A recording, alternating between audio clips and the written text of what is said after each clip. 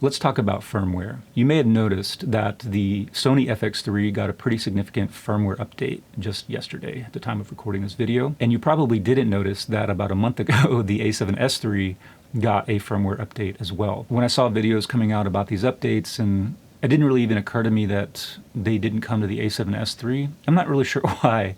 I guess I momentarily forgot that they are the same cameras, right? So this video, I'm gonna kind of make an argument that as an A7S III owner, I am kind of bummed that they're now diverging these two cameras. Of course, there were the physical differences between them, but underneath all that, the operating system, the imaging, everything else was the same between the A7S III and the FX3. And now there are some significant differences in how they operate and some additional functionality that the FX3 has that the A7S III does not have. And why I think that this camera should have them. Prior to this firmware, they were the same cameras, and it didn't seem like Sony had the intention of diverging the functionality of these two cameras aside from their physical differences. Because, I guess we'll have one example to support this, the A7S III did not launch with S-Cinetone. It was added in a firmware after the FX3 launched with S-Cinetone. They kind of basically brought the A7S III to parity with the FX3. And now they have, I guess, elevated the FX3 to their, more of their cinema line cameras and kept the A7S III down here as this sort of hybrid. We all know that you buy the A7S cameras as a video camera. I don't know if when Sony was developing the A7, the alpha cameras, if they intended for the A7S to be marketed as or targeted toward video shooters, or if it just kind of wound up that way. Because if you look at the line, right, you've got the A7, which is the base camera, it's kind of the cheap one. You've got the A7R, which is the high resolution camera, and then you've got the A7S, which is the sensitive camera, the one that supposedly does the best in low light, low megapixels, all that kind of stuff. Why did the A7S get adopted as the video camera? Mostly because of that low megapixel count. It was able to provide a really clean 4K and HD image. So it has basically a straight downsample in both 4K and HD, whereas the higher resolution cameras would have to do some like destructive algorithms, that's pixel binning or maybe line skipping, I'm not sure which one, to give you 4K and especially to give you 1080p. So the image just didn't look good for video. So the S was the no-brainer if you wanted to have a hybrid camera that shot really nice video. That only continued with the A7S II, which gave you internal 4K shooting. Like, it was used to shoot a major motion picture. I mean, it was a horror film. I can't remember the name of it, but I'll show you here on screen. So that was A-cam on a feature film that was released in theaters throughout the country. The A7S III only further cemented like its status as a video focused beast because they finally introduced 422 10-bit color. They introduced, 4K 60, 4K 120, 1080p 240. The rolling shutter performance is amazing. All these kinds of things where it's like, yeah, this is the video camera that you've been waiting for. And then they launched the FX3, which basically stripped away the pretense of it being of a hybrid photo camera. Basically just said, okay, well, this is a video camera. It's the same exact camera, but we'll take off the EVF.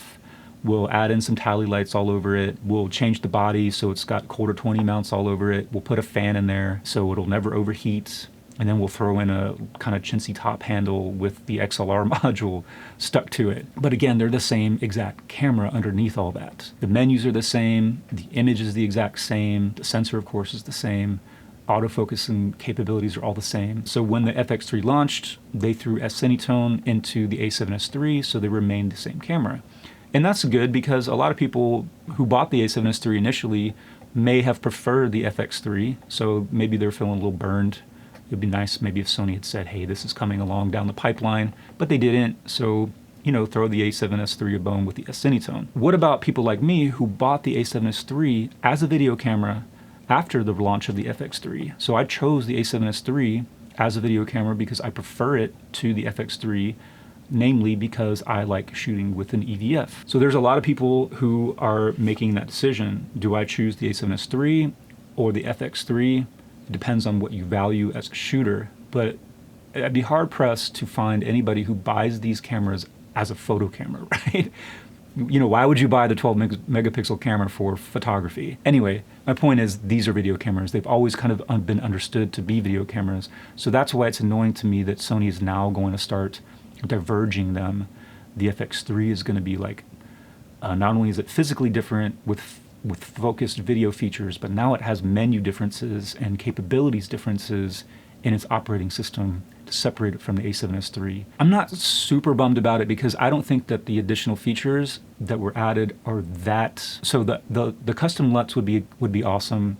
If you do have the workflow where you do use multiple cameras and audio devices and you want to sync them all with timecode, then that would be amazing. But I currently don't have that use case very frequently, so that's not super important to me. The menu, I mean, you can build that custom menu with the function, the quick menu accessed via the function button on the back, or you could just, create that with the My Menu function. The cleaned up interface for video shooting would be nice too. I mean, all that is nice to have, but it doesn't fundamentally alter the camera. You can still use this the same way as you can use the FX3. The Cine EI modes, again, they don't change the image of the camera. They just basically streamline the choices that you have to make when shooting video and kind of put it in line with what Sony's been doing with their FS and FX cameras for a long time, but they don't change how it looks, right? If they had added shutter angle, if they'd added like waveforms in there, then I would probably be significantly more bummed. The other annoying thing about Sony's firmware updates is that they still haven't added in the features of the A7 IV. Got that focus breathing compensation, which we know can come into the 12 megapixel sensor because they added it to the FX6. It has the focus mapping, which is fine. I think it only really works with native lenses, so if you're using anything third-party lenses or maybe Cine lenses, manual lenses, then it doesn't work anyway. Or it has animal eye autofocus in video. So none of those features have yet to come to the A7S III or the FX3. Just to sum up, the marketing of the FX3 from the beginning as a Cine camera was just that. It was just marketing. It was just badging on the camera body and painting it gray as opposed to black. Underneath all that, it's the same camera as this. Kudos to them for being like, okay, well, let's put our money where our mouth is or something, and actually make this somewhat more like the Cine cameras that are pretending to be like.